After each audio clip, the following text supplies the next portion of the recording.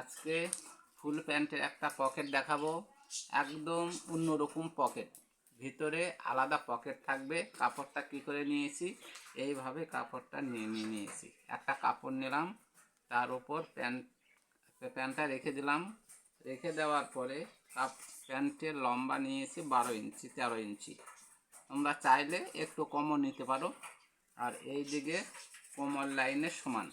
এখানে দুটো পার্ট আছে। দুটো পার্ট নেওয়ার পরে আরেকটা কাপড় নিতে হবে, সেটা একটু ছোট করে। এখানে একটা সেলাই মার্জিন আছে, এই মার্জিনের এপারে নেব। এই মার্জিনের এপারে আরেকটা কাপড় নেব।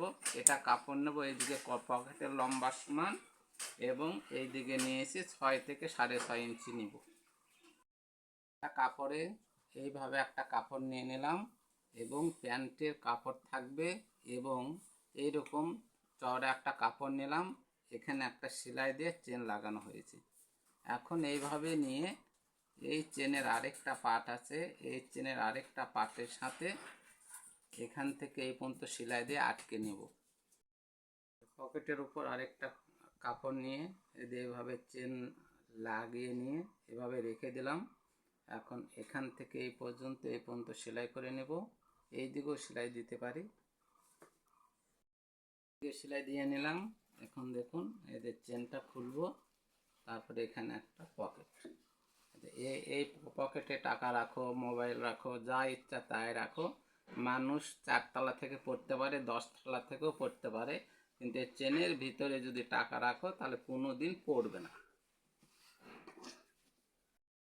পকেট, এই পকেট নেব তেরচা পকেট। তেরচা পকেট যখনই সেলাই করব তখন এইভাবে লম্বা হয়ে যেতে পারে। এই জন্য কী করব, এই পকেটের নিচে একটা কাপড় ধরবো অথবা পেস্টিং নিয়ে নেব। নেওয়ার পরে এখানে কাটা চিহ্ন থেকে কাটা চিহ্ন পর্যন্ত সোজা সেলাই দিয়ে নেব। এ পর্যন্ত সেলাই করে নিলাম। নেওয়ার পরে এখন ভাঁজ দিব। ভাঁজ দিয়ে এখান থেকে এই পর্যন্ত সেলাই দেব, তাহলে এটা আর টানলেও লম্বা হবে না। এই পকেটের উপরে এই প্যান্টের কাপড় এভাবে নিব। নেওয়ার পরে একদম এখান থেকে এই পর্যন্ত সেলাই দিব।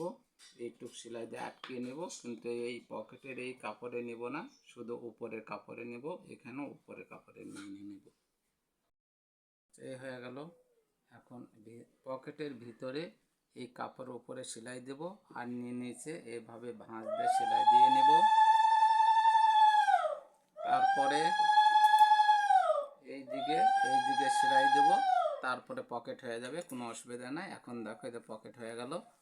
এই পকেট হয়ে গেল। এখন ভিতরে চেনের সাথে আরেকটা পকেট আছে, এই পকেট, এই যে চেন খুললাম। তারপরে এখানে কি রাখবেন